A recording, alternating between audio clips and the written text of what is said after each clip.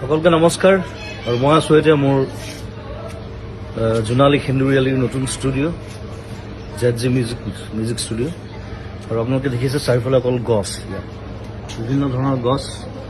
মই ষ্টুডিঅ'টো বনোৱাৰ আগতে গছবিলাক লগাই লৈছোঁ আৰু এই গোটেই বছৰটো আমি ঘৰৰ ফল মূল খাইছোঁ, চব্জি খাইছোঁ ষ্টুডিঅ'ৰ, আৰু এটা সম্পূৰ্ণ গ্ৰীণ পৰিৱেশ। ঘৰটো মই গ্ৰীণ ৰাখিছোঁ সেইকাৰণে যিমান পাৰি ষ্টুডিঅ'টো। আৰু সম্প্ৰতি এটা হুলস্থুল এটা চলি আছে গছ কটাক লৈ। বিভিন্ন জেগাত দেখিছোঁ ডাঙৰ ডাঙৰ গছ কাটি দিবলগীয়া হৈছে, ৰাস্তা বনিছে, তাত কিবা বেলেগ বস্তু বনিছে। গতিকে আৰু চৰকাৰে কৈছে যে আমি গছ কাটিছোঁ যদিও আমি বিভিন্ন ঠাইত গছ ৰুইছোঁ তাক বেলেঞ্চ কৰিবৰ কাৰণে।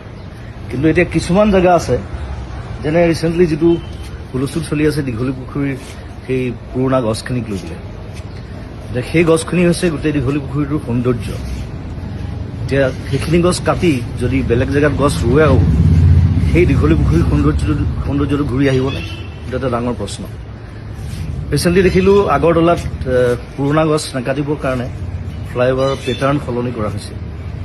গতিকে সেইটো বস্তু আমাৰ ইয়াতো সম্ভৱ মই ভাবোঁ। গতিকে মই চৰকাৰক আবেদন জনাইছোঁ যে যদি কিবা অপশ্যন আছে তেওঁলোকে সেই অপশ্যন গ্ৰহণ কৰক, যাতে সেই গছকেইজোপা দীঘলী পুখুৰী আমি বচাব পাৰোঁ।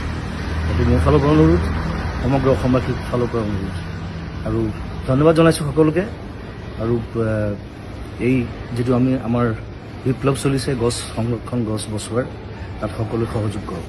ধন্যবাদ, থেংক ইউ, বাই বাই।